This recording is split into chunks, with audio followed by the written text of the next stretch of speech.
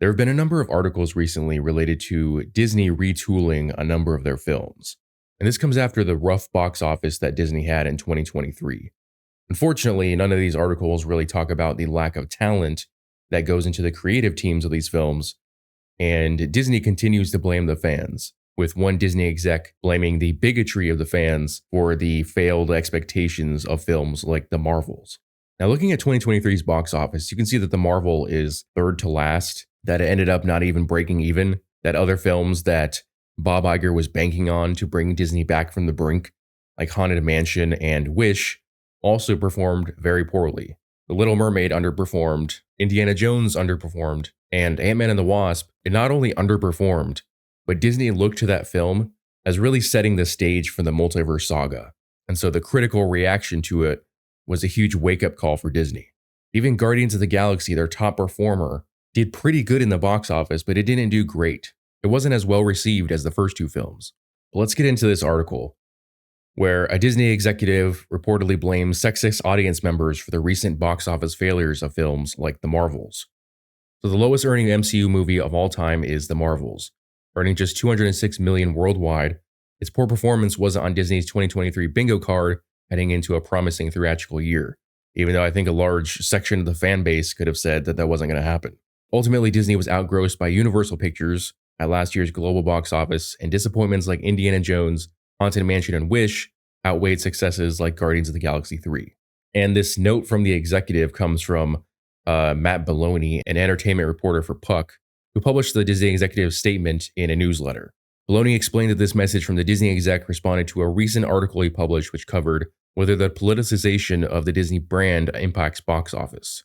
This was met with a relatively harsh response from the executive, targeting politicized audience members who equate the perceived messaging in a film as a quality issue. And I think it absolutely is a quality issue in two ways. One, you're assuming that a large portion of the audience wants the messages that you're spreading, and that's just not true. And two, when you're putting the message above the quality of the film, when you're putting the message above the storytelling, when you're putting the message in terms of who you're hiring to direct and to write the film, who you're hiring to produce it, that absolutely affects the quality of the film. That's what the critics and fans perceive, is that you're putting your messaging, whether you believe it's woke or not, above the quality of the storytelling. And as it concerns superhero films, you're putting it above accurately reflecting the source material. But the message says, everyone says it's the movie's stupid, which is an easy thing for people to say.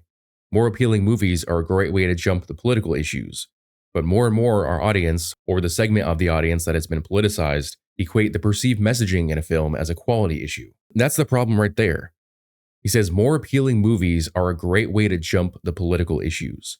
But more and more our audience equate the perceived messaging in a film as a quality issue. So he outright states that they want to use films to address political issues, and that the fans, or at least a portion that they recognize, don't want that they equate the message as low quality. And we do. That's not an insult or a gotcha moment. We absolutely equate those two. He goes on to say the message also highlighted other female-led films like The Marvels and Star Wars starring Daisy Ridley, while noting that they believe audience members won't say they find female empowerment distasteful. However, they will say they don't like those movies because they are quote-unquote bad. We absolutely will state that we find it distasteful, but it's not the female empowerment, it's how you portray the female empowerment. You made Rey a Mary Sue. You put that cringy moment at the end of Avengers Endgame where all the women surrounded Captain Marvel to help her fight her way through to get the Infinity Gauntlet, which was pointless, by the way, because if you actually paid attention to that scene, she easily barreled her way through all the enemies. All those other female heroes were completely useless.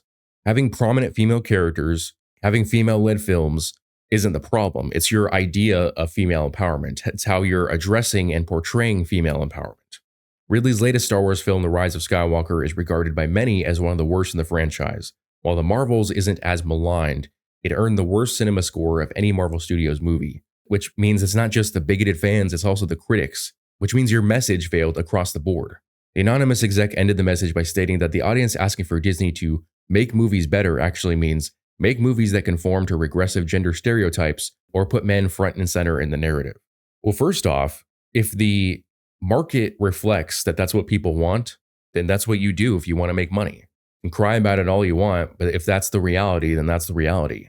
What we do know is that a lot of these female led and diversity focused films aren't performing well. So you can blame the fans as bigots, but at the end of the day, you have to recognize that there is, in fact, a quality issue, that it's not just one section of the audience that isn't showing up for these films. In fact, the Marvels had an issue with a lack of female attendance. 60% of the audience was male. So you made a movie for a female audience that didn't show up. And because you made a movie focused on a female audience, not enough men showed up, even though it's a comic book film. And he ends it with, which is what you're seeing now and what Bob Iger's pivot is about right now in regards to putting men front and center, which I don't think that's what Bob Iger's pivot is about at all. Unless that's something he's saying behind the scenes. Everything he said recently is just relating to the issue of quantity over quality. That's what he's been saying for a year now. He's not actually addressing the talent issue, or rather the lack of talent. He's not addressing the fact that they keep hiring directors that have barely any credits to their name, that they have writers who are interested more in pushing an agenda than in staying true to the source material and being passionate about the project. Part of Iger's pivot is focusing on sequels in theaters like the newly announced Moana 2 and slowing down Marvel Studios' output to emphasize quality. Reactions have spread across the internet based on this recent newsletter and controversial message from Disney.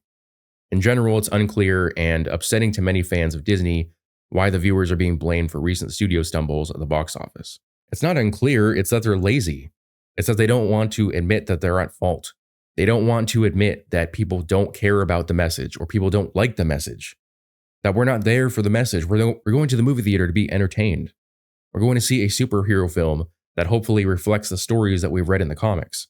It's no secret that Disney has produced more inclusive content, sometimes called woke by politicians and others, but putting all the blame on those viewing the movies seems misguided. Sure, there are likely those out there who scoff at the idea of a female-led superhero team like in the Marvels. However, treating this politicized issue or simply believing most audience members are bigots is an unfair generalization. Yeah, and how do you think shaming the audience and calling them bigots is going to bring more people into your quote-unquote diverse and inclusive films? What's inclusive about excluding a large portion of the audience? What's likely the core section of your audience? I like some of the things that this article says, but unfortunately, it makes a lot of the same assumptions that Disney makes. For instance, it says, the Marvel Cinematic Universe hasn't been the same since the COVID-19 pandemic. Following the slew of delays, fans have been bombarded with series on Disney Plus and films on the big screen. Yeah, except all those things were already in the works before the pandemic hit. They had already started working on a lot of those projects before Endgame finished production. So the pandemic had nothing to do with it. You know, you could say that the production was halted or that certain processes could have been more streamlined. But at the end of the day, it's the creativity. It's the content itself and the people who are directing it. When you lack talent in those areas, it doesn't matter how innovative and streamlined you make the process of filmmaking. The issue of quantity over quality is irrelevant. If you hire the right people to make these films, people who are passionate about them and are good at their job, you don't need someone like Kevin Feige micromanaging every single film to make sure that it's quality. That shouldn't be as much of an issue as it is. They go on to say, keeping up with everything in the MCU has never become more difficult. Then when projects like Eternals, Thor Love and Thunder, and Secret Invasion disappoint audience members, the fandom becomes more cracked.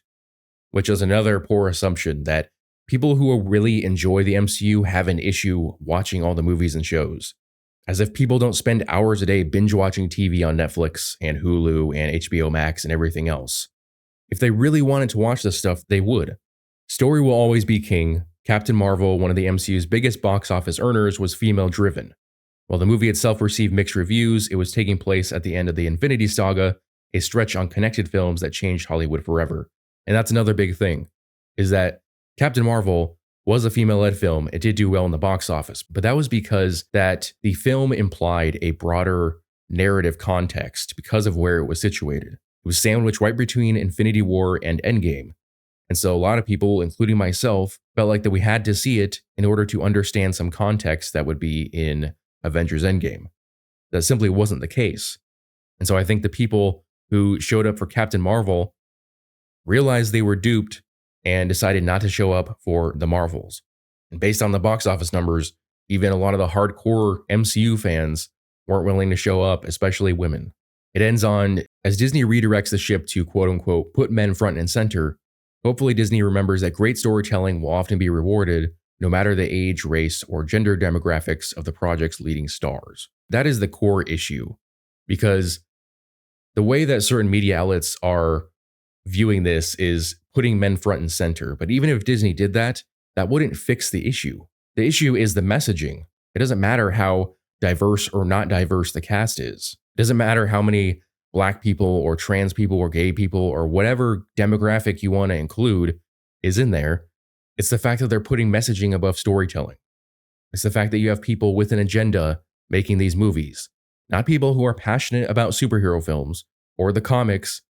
In fact, we keep hearing over and over again about how writers and directors are told not to read the comics before they make the film. Putting men front and center sounds nice on the surface, but it doesn't fix the core issue. They need talent who are going to put the work before the message. Their personal politics don't matter. Give the fans what they want. We're tired of preachy politics that insult the intelligence of the audience. It doesn't matter if it's coming from a woman or a man. Let me know what you guys think in the comment section below. As always, if you enjoyed this video, I would appreciate it if you would hit that like and subscribe button, as well as the notification bell so that you never miss out on a new video. Thanks for watching.